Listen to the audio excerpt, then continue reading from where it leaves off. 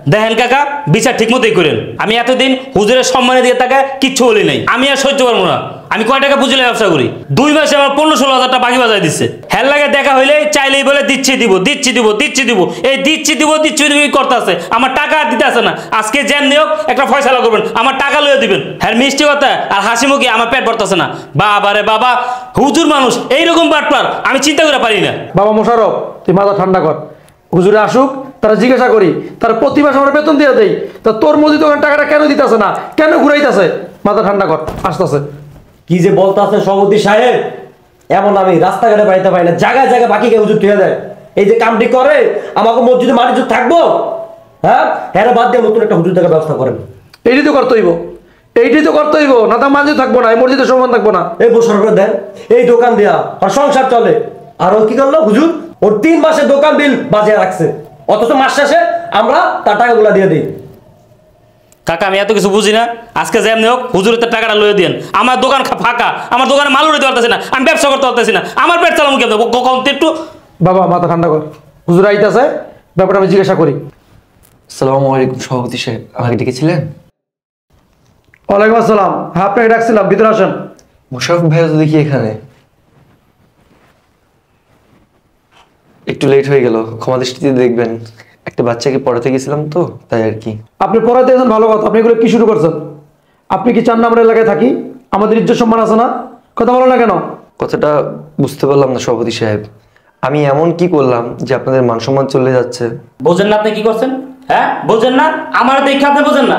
আপনি আলেম মানুষ, 5 ওয়াক্ত নামাজ পড়েন সবারে, দাঁড়িয়ে রাখছেন, তুই এরকম ভন্ডামি চিটামি কেমনে করেন? হ্যাঁ আপনিও তো হুজুর আমি কোনো জায়গায় দেখিনি, অনেক হুজুর দেখছি, আপনি তো বাটপার চিটার কোনো জায়গায় দেখিনি। আমার 2-3 মাসের দোকান পকে বাজারে রাখছেন, চাইলে দিমু দিচ্ছি দেওয়ার খবর নাই।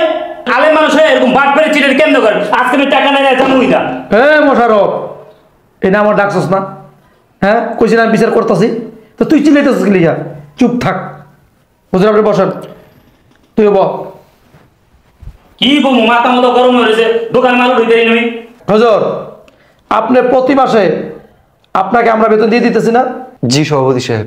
তাহলে মোশাররফের 3 মাসের দোকান বাকি 15 থেকে 16 হাজার টাকা কেন বাজাইছেন? মোশাররফ ভাই, আমি তো আপনাকে বললাম যে আপনার টাকাটা আমি আস্তে আস্তে দিয়ে দিব, তাই না? এই বিষয়টা নিয়ে কেন আবার সভাপতির কাছে আপনার আশা লাগলো বলেন তো? আরে রাখেন তো, আপনি তো আমার টাকা দিয়ে দিতেন, তাহলে আমি বিষয়টা দিতাম না। আপনার সম্মানে দিয়ে টাকা এতদিন আমি কিছু বলি নাই, আমি আর সহ্য করবো না। আজকে আমার টাকা আপনি বুঝাই দিবেন, বাকি খাবার সময় মনে থাকে না যে দিতে পারবেন না। এই মোশাররফ, আমি এখানে বসা, তুই যদি সব কস বিচার তুই করবি না আমি করুম? এত কথা বলছ কেন? এখানে আমি আছি না? হুজুর আপনাকে প্রতি মাসে আপনার বেতন দিয়ে দেই, তারপরও মোশাররফের টাকাটা কেন দেন নাই? হুজুর মোশাররফ তার দোকান আপনাকে বাকি হইতে অন্যায় করছে। কি বলেন কেশিয়া সাহেব, অন্যায় করবে কেন? উনি তো আমার আরো উপকার করেছে। যদি মোশাররফের উপকার করেই থাকে তাহলে দোকান বিটা দেন না কেন? আচ্ছা সভাপতি সাহেব, আপনারা সবাই তো এখানে আমাকে জিজ্ঞাসা করছেন যে মোশাররফ ভাইয়ের বাকির বিল আমি কেন দিচ্ছি না। বলবো, তার আগে যদি বেয়াদবি না নেন তাহলে আপনাকে 2-3টা প্রশ্ন করি। হুজুর এটা কেমন কথা বললেন? আপনি মোশাররফের টাকা দিবেন আর এখানে আমাদেরকে প্রশ্ন করবেন? মানে আমি তো বুঝতেছি না। ঠিক আছে, যেহেতু আপনি বলছেন 2-3টা প্রশ্ন করবেন, করেন।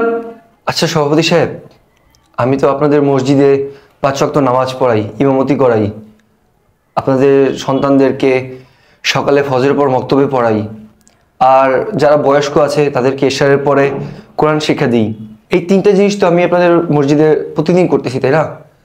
সকালে মক্তব, 5 ওয়াক্ত নামাজ, আর রাতে এশারের পরে বয়স্কদের কোরআন শিক্ষা। এগুলো তো আমি আপনাদের এলাকার এই মসজিদটাতে প্রতিদিনই করছি, তাই না? হ্যাঁ এগুলো করেন, কারণ এটা আপনার দায়িত্ব।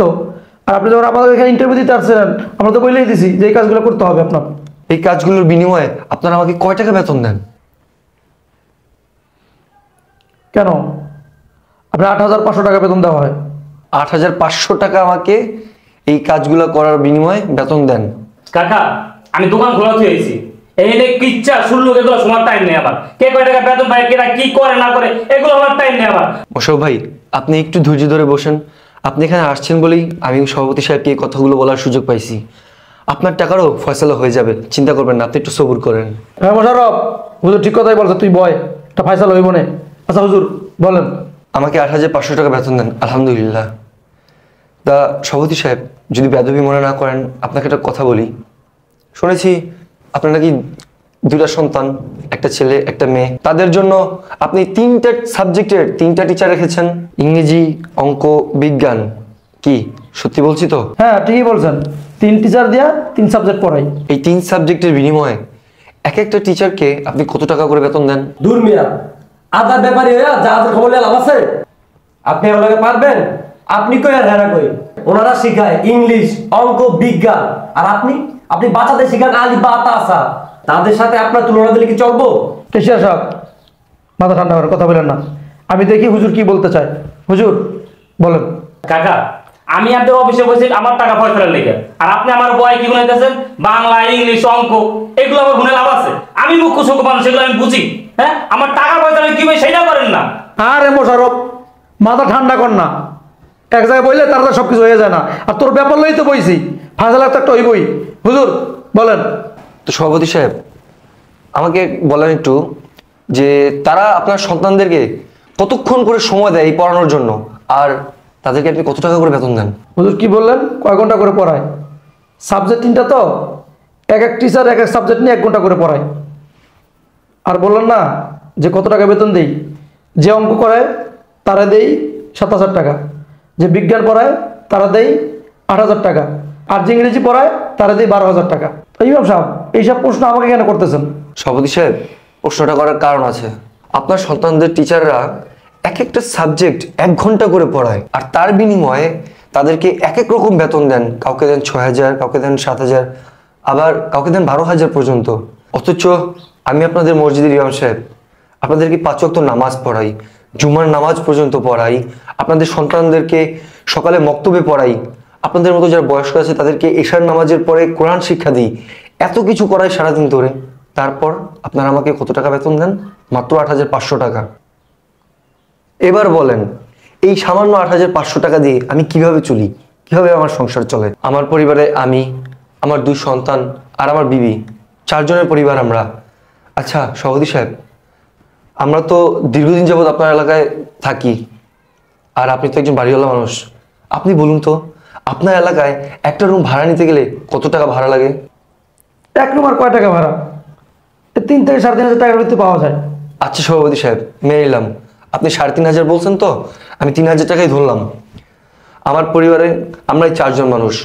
আমার 2টা ছেলে মেয়ে, ওদের লেখাপড়ার খরচ আছে, আমাদের সবার খাবার খরচ আছে, তাছাড়া গ্রামে আমার বৃদ্ধ বাবা মা আছে, তাদের ওষুধের খরচও তো আছে, তাই না? এখন বলেন, এই যে আমাকে 8,500 টাকা আপনি বেতন দেন, এই টাকা দিয়ে আমি কিভাবে চলি? এবার বলুন তো, এই টাকা দিয়ে আমি কিভাবে চলি? আমার থাকার খরচ, আমার 2 সন্তানের লেখাপড়ার খরচ, আমাদের খাবার খরচ, আমার বৃদ্ধ বাবা মায়ের ওষুধের খরচ। তারপরও আলহামদুলিল্লাহ, আল্লাহ ভরসা, আল্লাহ চালাইতেছে আপনাদের দোয়ায়।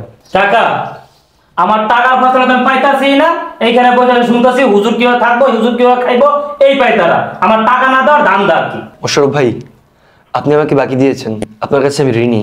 আপনি আমার অনেক বড় উপকার করেছেন। আপনার টাকাটা আমি দিয়ে দিব ভাই, আপনি চিন্তা করবেন না। আরে হুজুর, আপনি 3 মাস ধরে কইতাছেন দিয়ে দেবো দিয়ে দেবো, আমার টাকা তো আমি পাইতাছি না। আমার তো ছোট ব্যবসা, কয়টা পুঁজি বলুন তো? যদি পুঁজি থাকতো তাহলে আপনার কাছে ভালো রাখতাম, যে সমস্যা ছিল না। এখন আমার ব্যবসা ছিল, আমি কি করবো কম তো? আচ্ছা হুজুর, আপনার কথা তো সভাপতি সাহেব আমরা শুনছি। এখন বলেন, মোশাররফের টাকা কিভাবে দিবেন? আমরা যেটার জন্য বসছি আজকে। ক্যাশিয়ার সাহেব, মোশাররফ ভাইয়ের টাকাটা আমি দিয়ে দিব। আপনারা জানতে চেয়েছিলেন না যে তার টাকা আমি কেন দিইনি? এই জন্য এতগুলো কথা বলা। দেখেন, আমি কেন টাকাটা দিতে পারিনি, এই টাকা দিয়ে তো আমার সংসারই চলে না। তাছাড়া গ্রামে অসুস্থ বাবা মার জন্য টাকা পাঠাতে হয়েছে। মোশাররফ ভাই, এই জন্যই আপনার টাকাটা আটকে গেছে, আপনি কিছু মনে করবেন না। সভাপতি সাহেব, আপনারা কখনো ভেবে দেখেছেন এই কয়টা টাকা বেতনে আমাদের হুজুরদের জীবনটা কিভাবে চলে? আমাদের বিবি বাচ্চারা কোনো কিছু খেতে চাইলে তাদেরকে খাওয়াতে পারি না, কোনো কিছু যদি আবদার করে সেটাও পূরণ করতে পারি না। আমরা খুব সাধারণভাবে জীবনযাপন করি, তারপরও কারো কাছে মুখ ফুটে বলতে পারি না, আর কারো কাছে হাতও পাততে পারি না। দেখুন, আমার মুখে দাড়ি, মাথায় টুপি, আমরা তো কারো কাছে গিয়ে হাত পাততে পারি না, আর কেউ তো আমাদেরকে সহযোগিতাও করবে না, নিজের আত্মসম্মানে বাঁধে। দেখেন সভাপতি সাহেব, আপনাদের বাসায় গিয়ে আপনাদের সন্তানদেরকে আমরা 1 ঘন্টা, 1.5 ঘন্টা, 2 ঘন্টা করে পর্যন্ত সময় দিয়ে আরবি শিখাই।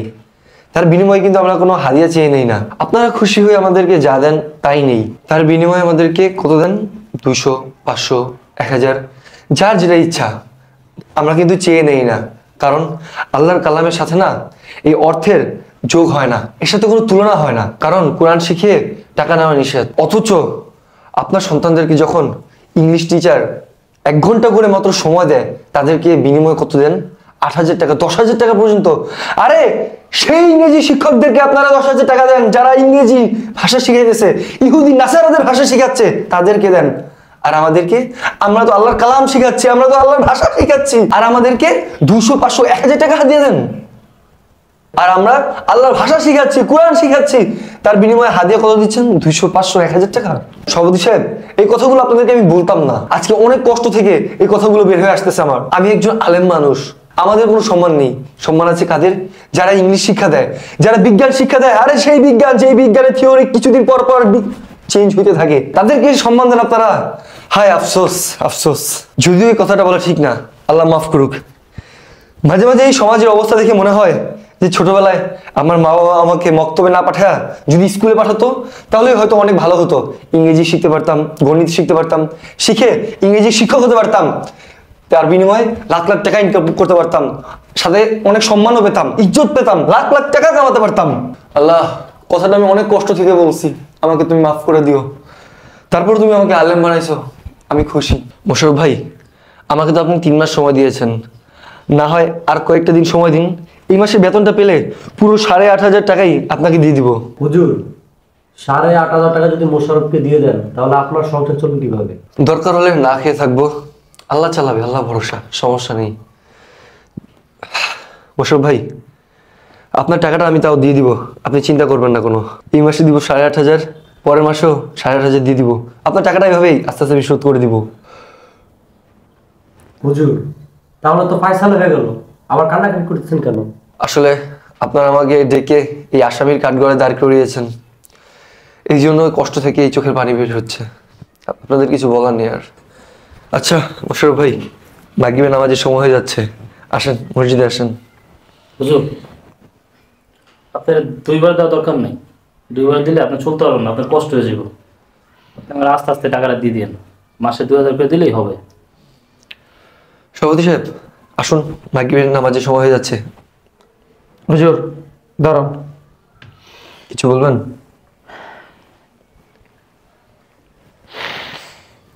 হুজুর কি হয়েছে, আপনার সাথে কথা বলি, আমার নিজের কাছে না লজ্জা লাগতেছে, খুব খারাপ লাগতেছে। কারণ আমি একটা মসজিদের সভাপতি। আসল কথা কি জানেন, আমাদের মতো অনেক মানুষ আছে, অনেক সভাপতি আছে, ক্যাশিয়ার আছে, যারা আলেমদের কথা শুনতে চায় না, ইমামের কথা শুনতে চায় না, তাদের দুঃখ কষ্ট ভাগ করতে চায় না, ভাগ নিতে চায় না। তারা কিভাবে চলে, তাদের ছেলেমেয়েরা কি করে, কীভাবে লেখাপড়া করাইতেছে, কি খাইতেছে, ওগুলো আমার খোঁজ খবর নেই না। ঠিকই তো বলছেন, আমার ছেলে ইংলিশ টিচারকেই আমি 12,000 টাকা দিই, আর এত আপনি কষ্ট করেন, জুমার নামাজ পড়ান, 5 ওয়াক্ত নামাজ পড়ান, ফজরের পরে মক্তবে ছেলেদেরকে পড়ান, আবার আমার যারা বয়স্ক আছি আমাদেরকে ইশারের পরে পড়ান, অথচ আমরা আপনাকে 8,500 টাকা বেতন দিই।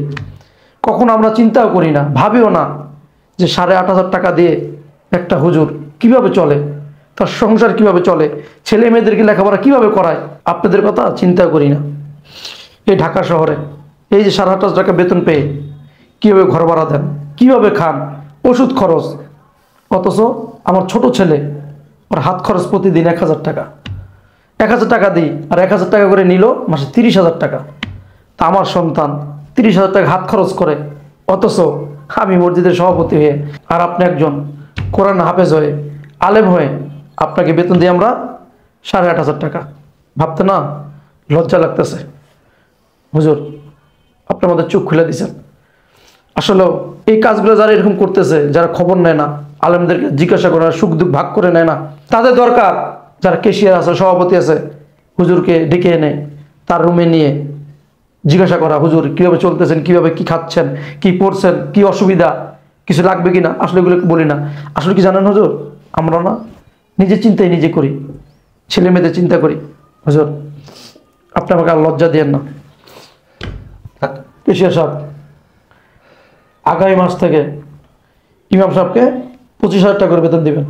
আচ্ছা ঠিক আছে। কত? 25,000। হুজুর আগামী মাস থেকে আপনার বেতন 25,000 টাকা। জাযাকাল্লাহু খায়ের। আর হুজুর বলুন। এই অনেক কথা না বুঝে আপনাকে বলছি, আস্তাগফিরুল্লাহ, কি যে আপনি বলেন। আমাদেরকে ক্ষমা করে দিন। আস্তাগফিরুল্লাহ, আস্তাগফিরুল্লাহ, কি যে বলেন। আমার মাফ করে দেন। সমস্যা নেই ভাই। হুজুর মোশাররফ ঠিক কথাই বলছে, আমাকে মাফ করে দিন। কারণ কি জানেন, আমাদের মতো অনেকেই আছে যার হুজুরকে নিয়ে টিটকারি করে, বিভিন্ন মন্তব্য করে, বিভিন্ন কথা বলে। যেমন বলে মানুষের বাড়ি যায় মুরগি রান খাইতে, ফাও ফাও খাইতে, মিলাদ পড়তে গেলে সাল্লাল্লাহ কইয়া 5,000 টাকা লয়ে পড়ে। আর অনেক টিটকারি আমরা করি, কিন্তু হুজুরদের দুঃখ কষ্ট ভাগ নিই না, টিটকারি করতে পারি। হুজুর আমি মাপ চাইতেছি, আমার ব্যবহারের জন্য ক্ষমা করে দিবেন। আস্তাগফিরুল্লাহ, কি যে আর হুজুর আর একটা কথা, এখন থেকে মানে আজ থেকে আপনার যে কোনো সমস্যার কথা আমাকে বলবেন, আমি আমার সাধ্য অনুযায়ী চেষ্টা করব হুজুর। অবশ্যই। আমার খুব ভালো লাগলো যে আপনাদেরকে আল্লাহ সঠিক বুঝ দান করেছে। আর আমি চাই প্রত্যেকটা এলাকার প্রত্যেকটা মসজিদের যারা সভাপতি আছেন, ক্যাশিয়ার আছেন, তাদেরকেও যেন আল্লাহ বুঝ দান করে, তৌফিক দান করে। আমিন। আমিন। হুজুর আরেকটা কথা, ওই যে আমার ভাই কেশিয়ার সাহেব, ও অনেক সময় অনেক কথা বলছে, মাফ করে দিয়ে। কি যে বলেন, আমি কিছু মনে করিনি, সমস্যা নেই। মাগরিবের নামাজের সময় হয়ে যাচ্ছে, আপনারা আসুন। চলো নামাজটা পড়ে আসি।